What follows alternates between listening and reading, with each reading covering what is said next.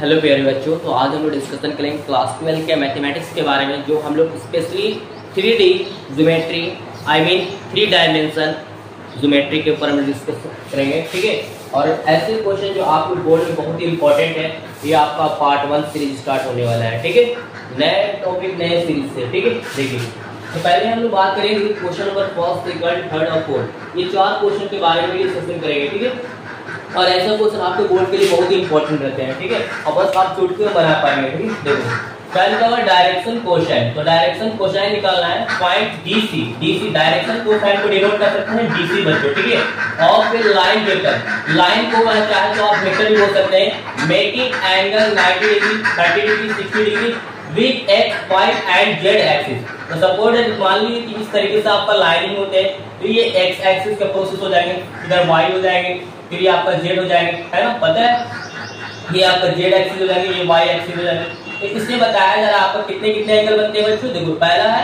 ना 30 डिग्री, फिर 60 डिग्री, उसके बाद 90 डिग्री। तो मैं इस तरीके से डिग्री में बना लिया, लेकिन डायरेक्शन कोसाइन आपसे बताया जाए डीसी। ठीक है, तो डीसी निकालने के लिए बहुत ही सिंपल है दोस्तों बच्चों। ठीक है, कॉस अल्फा, कॉस बीटा और क्या कॉस गामा को बोला जाता है। ठीक है, इसको अल्फा बीटा गामा, तो हम लोग जानते हैं क्या इसका निकालेंगे। तो देखो इसमें क्या है कि भाई कॉस अल्फा, अल्फा की जगह कितना मान लो कि सेपरेट की अल्फा की जगह होगी 30 डिग्री, बीटा की जगह 60 डिग्री और गामा की जगह 90 डिग्री। बताओ बच्चों 30 डिग्री, 60 डिग्री, कॉस 90 डिग्री। ठीक है, ऐसे बताना। ठीक है, कॉस 30 डिग्री कितने होते हैं, रूट है ना, रूट 3/2 होते हैं। ठीक है, कॉस 60 क्या होते हैं 1/2 होते हैं, कॉस 90 क्या होते हैं 0 होते हैं। ठीक है, तो इस तरीके से आप क्या कर सकते हैं, इजी वे में बना सकते हैं। समझ में बात, चुटकी में बना सकते हैं आप। ठीक, तो ये रहा आपका डायरेक्शन ऑफ क्वेश्चन। ठीक, देखिए अगला क्वेश्चन क्या कर रहा है बच्चों, देखो vector equation of a line. तो वेक्टर यहाँ पे वेक्टर इक्वेशन या equation of the line, vector in क्या स्पेस क्या है बीच passing through a vector a and parallel to vector b. Suppose it मान लीजिए ये आपका वेक्टर ए का प्रोसेस मान लीजिए, और ये आपका इस पॉइंट पे मान लीजिए सपोज इट की पूरा डिस्टेंस क्या है वेक्टर आर दिए हुए। ठीक है, तो इसको निकालने के लिए आप क्या बताएंगे, तो वेक्टर आर में क्या कीजिएगा, वेक्टर ए को घटाएंगे बच्चों, इसी का ठीक एक पैरेलल लाइन एक और लेंगे, जिसको हम वेक्टर बी बोलेंगे बच्चों। ठीक है, तो इससे क्या पता चल रहा है आपको, मतलब कि बच्चों देखो वेक्टर बी बराबर कर सकते हैं R, vector R minus vector ए।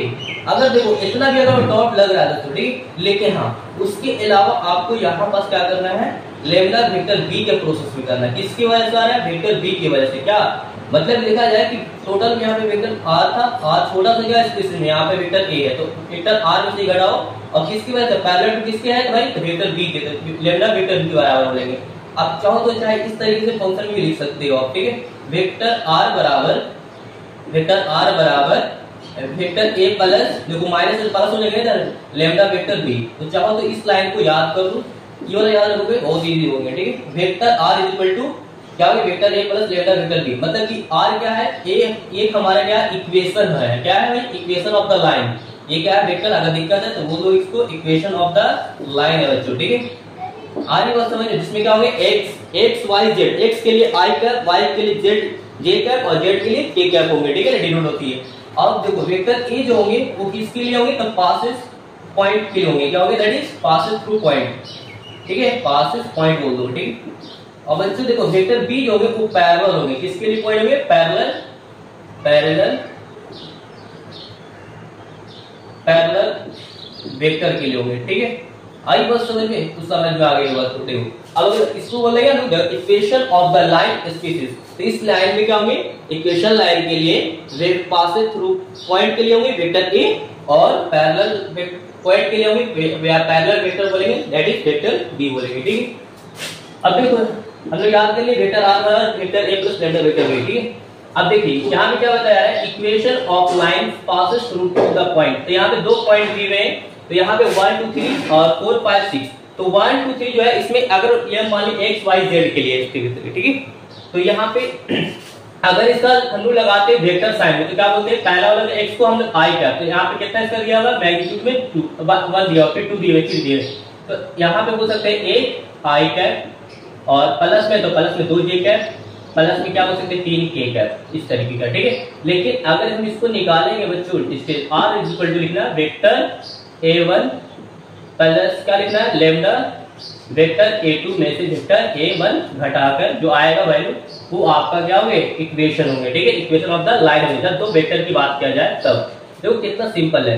देखो वेक्टर a, तो वेक्टर a1 के लिए तो मैं यहाँ पे डायरेक्शन भी लगा चुके हैं ना, और ये वेक्टर क्या मान ली इस पॉइंट की वजह से वेक्टर 2 आ जाएगा, ठीक है। तो मान लो कि ये हमारा वेक्टर a1 की वजह से हो गए और ये आपका वेक्टर a2 की वजह से हो गए। कितना 4i कैप 5j कैप और प्लस में प्लस तो प्लस 6 कैप, अगर माइनस है तो माइनस बोलते हैं, ठीक है। तो वेक्टर r यहाँ पे इज इक्वल टू क्या होगा वेक्टर a1, तो a1 के लिए सही लिखो सेम प्रोसेस लिखो बच्चों, ठीक है।